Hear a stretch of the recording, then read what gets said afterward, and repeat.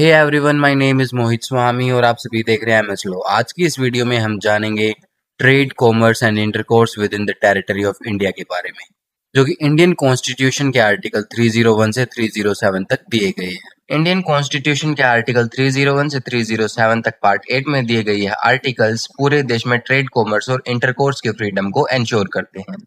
इनका main objective Bharat में economic unity और कॉमन मार्केट एस्टेब्लिश करना है। तो चलिए करते हैं ट्रेड, कॉमर्स एंड इंटरकोर्स के मीनिंग को। ट्रेड यानी व्यापार, गुड्स और सर्विसेज की बाइंग और सेलिंग को ट्रेड कहते हैं। कॉमर्स, गुड्स और सर्विसेज को एक जगह से दूसरी जगह ट्रांसपोर्ट या ट्रांसमिट करना कॉमर्स कहलाता है।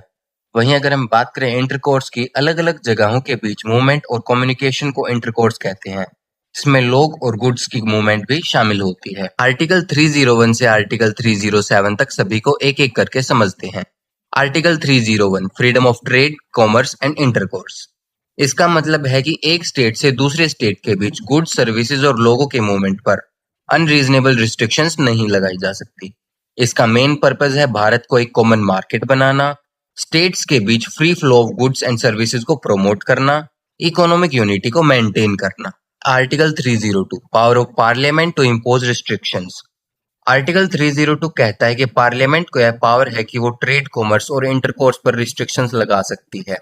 यह रिस्ट्रिक्शंस एक स्टेट से दूसरे स्टेट के बीच लग सकती हैं या इंडिया के किसी भी पार्ट के अंदर लग सकती हैं, अगर वो पब्लिक इंटरेस्ट में जरूरी हो तो। नेक्स्ट है article 303 restrictions on legislative powers of the union and the states.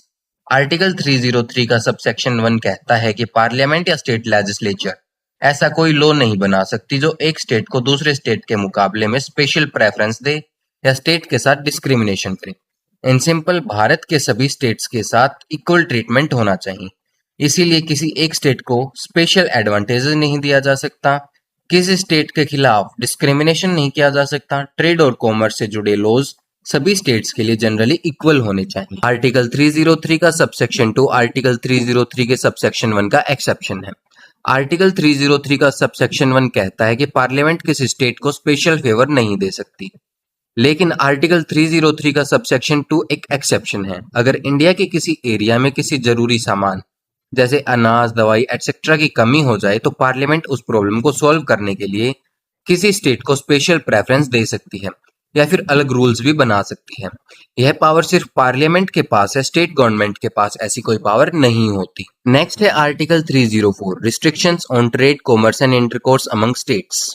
Article 304 का एक कहता है कि कोई भी स्टेट गवर्नमेंट दूसरे स्टेट्स या यूनियन टेरिटरीज से आने वाली गुड्स पर टैक्स लगा सकती है, लेकिन उसी तरह के गुड्स जो उस स्टेट के अंदर बनते हैं उन पर भी सेम टैक्स लगना चाहिए, यानी इम्पोज नॉन डिस्क्रिमिनेटरी टैक्सेस।